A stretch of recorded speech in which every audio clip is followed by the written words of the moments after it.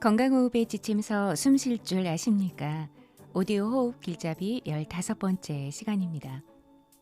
안녕하세요. 오늘 소개해드릴 내용은 호흡의 기적 중에서 세 번째, 머리가 트인다 입니다.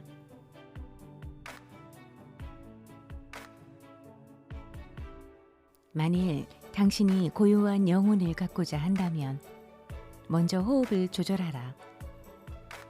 호흡이 잘 조절되면 마음이 평온해질 것이다. 그러나 호흡이 불규칙하면 항상 근심 걱정으로 불안할 것이다. 그 어떤 일보다 먼저 당신의 호흡을 다스려라. 그러면 당신의 기질은 부드러워지고 당신의 영혼은 고요하게 가라앉을 것이다. 17세기 요가의 현인인 카리바 에케네의 말입니다. 제일 좋은 것은 신을 기르는 것이고 육체의 보양은 그 다음이다.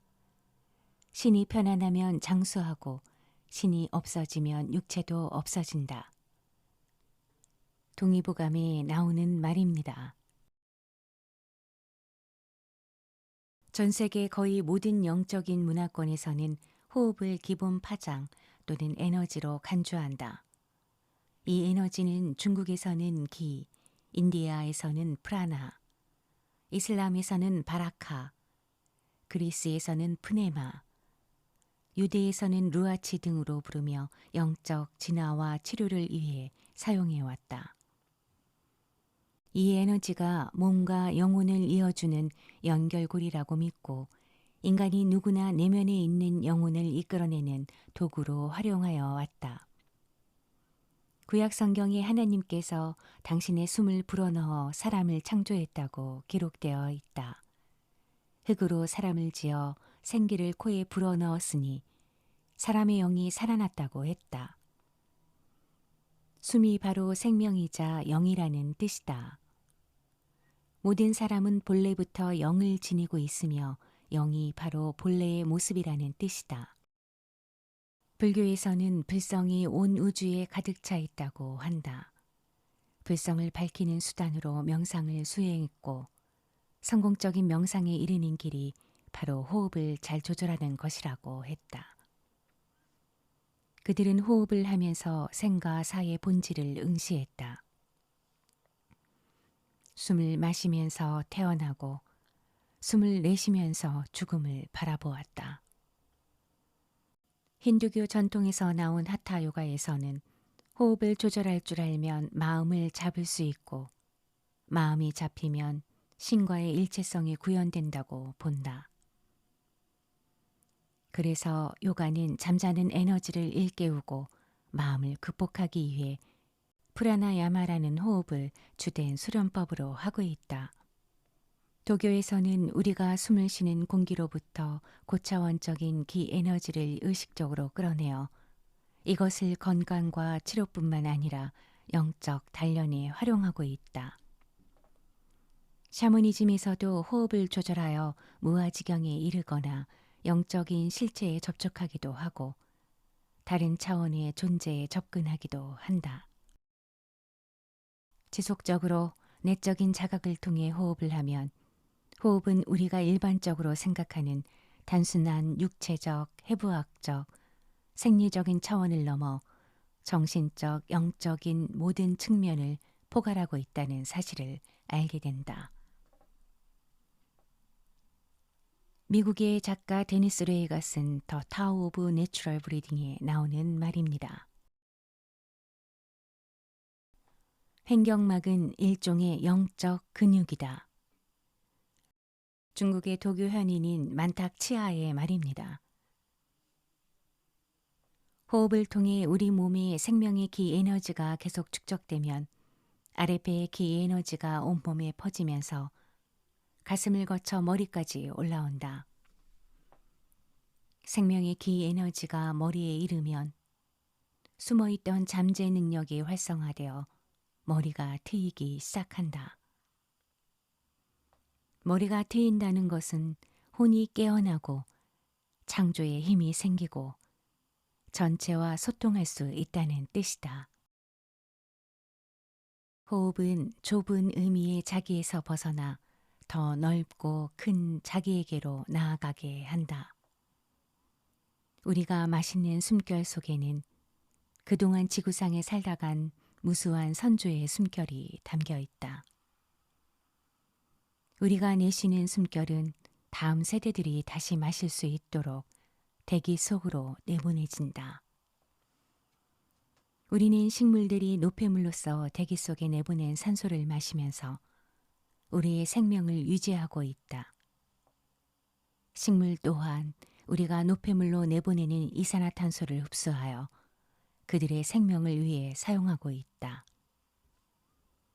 이처럼 우리는 호흡을 통해 우주의 생태계와 서로 연결되어 있음을 확인할 수 있다. 호흡을 전체와 관련하여 이해하기 시작하면 우리는 오래된 껍질을 벗고 또 다른 순수한 차원의 나를 향해 나아갈 수 있을 것이다. 호흡의 목적은 사랑이다. 호흡은 건강 그 이상을 추구한다.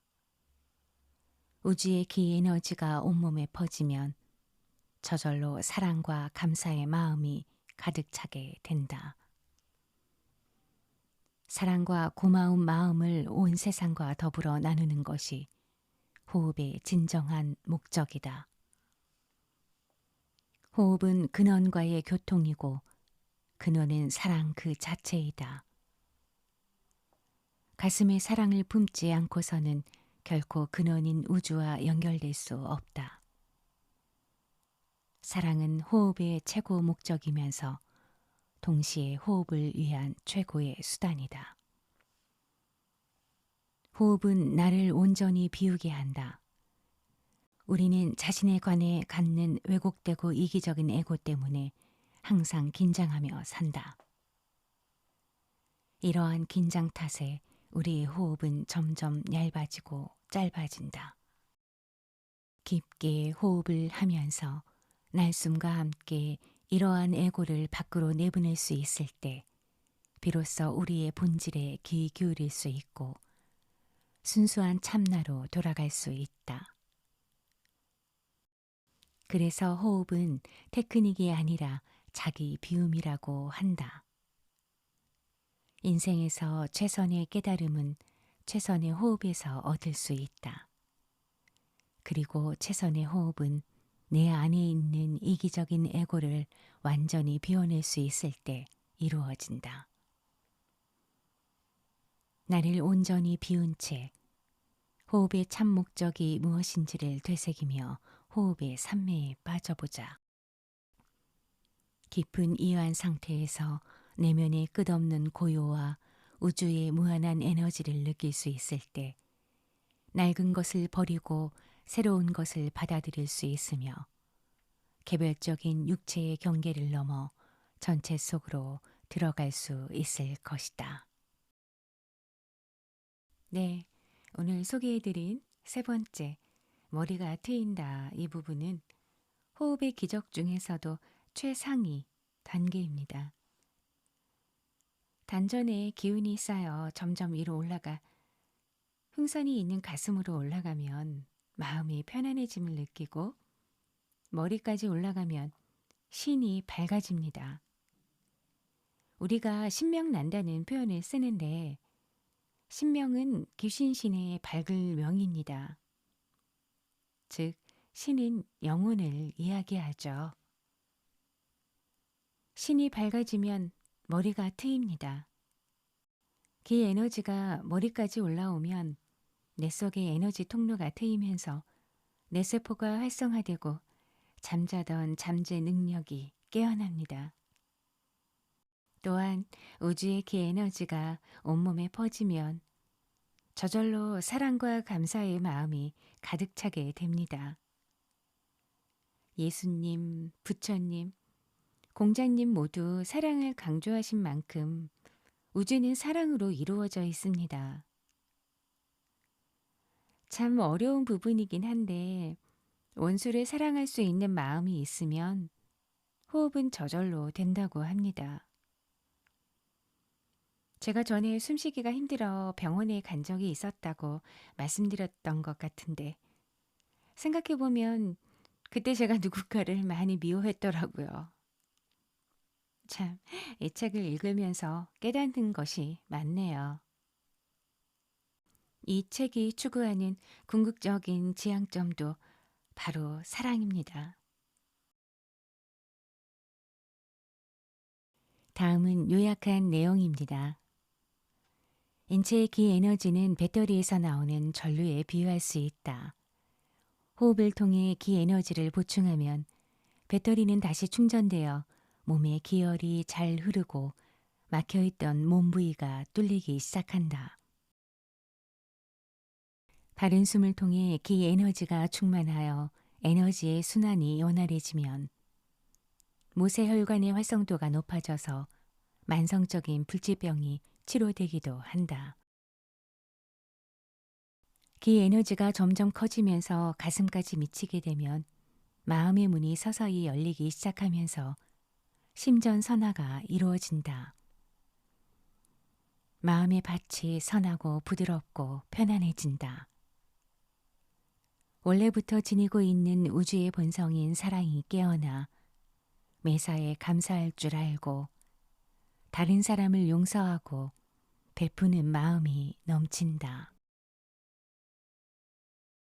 개인이 가지고 있는 편견된 관념과 지나친 집착, 그리고 감정의 치우침도 혈관에 낀 플라크처럼 우리 몸에 해롭다.